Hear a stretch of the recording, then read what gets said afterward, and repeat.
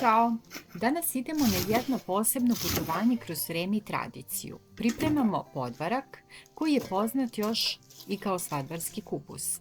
Ovo jelo poznato je na Balkanu, Orijentu i još nekim evropskim državama, na primjer Francuskoj.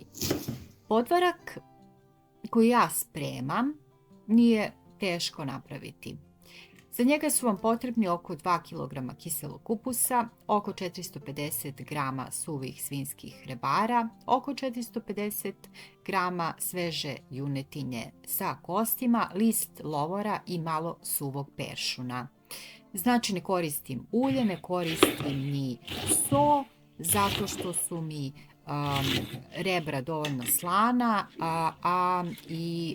u rebrima kao i mesu ima dovoljno masti, tako da nam dodatno ulje ili mast nisu ni potrebni. Kao što ste vidjeli, isečete kupus na trake i ređate u šerpi, red kupusa pa red mesa. Ja sam prvo stavila suva rebra, pa ponovo kiseli kupus, a onda sveže meso.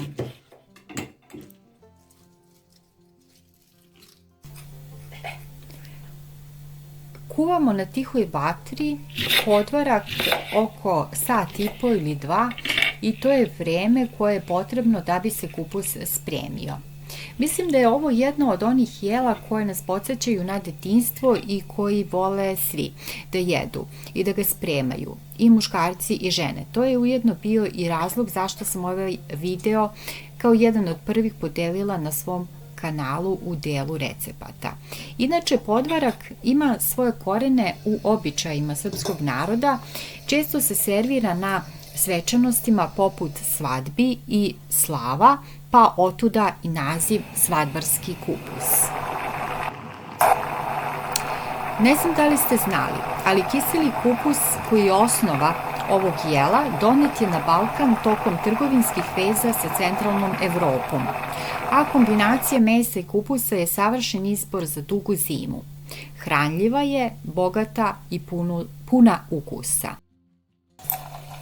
Ako volite da vam podvarak bude zapečeniji, možete da ga prebacite u pekač i dodatno zapečete.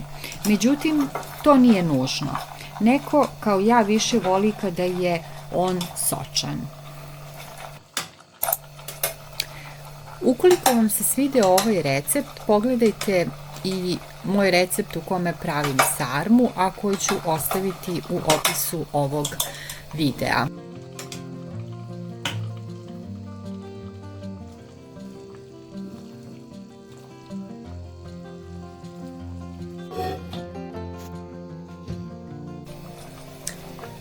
Podvarak se uvek spominje kao jedno od jela koje oduši tradicijom i budi uspomene na stare srpske trpeze.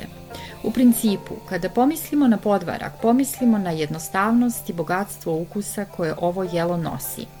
Nekako, ovo jelo je meni asocijacija na zajedništvo i tradiciju koja se prenosi sa kolena na koleno, od priče pored šporeta do toplih tanjira na porodičnom stolu.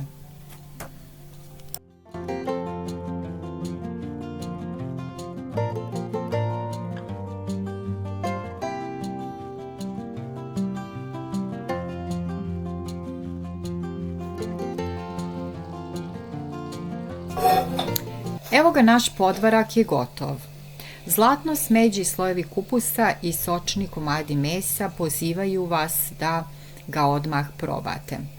Ako ste uživali u ovom receptu, ne zaboravite da ostavite neki komentar, podelite video sa svojim prijateljima i pretplatite se na kanal za još ovakvih kulinarskih i drugih priča. Pišite mi šta biste voleli da pripremamo sledeće zajedno. Do sledećeg kuvanja uživajte u videima koji se već nalaze na kanalu. Ćao, čao!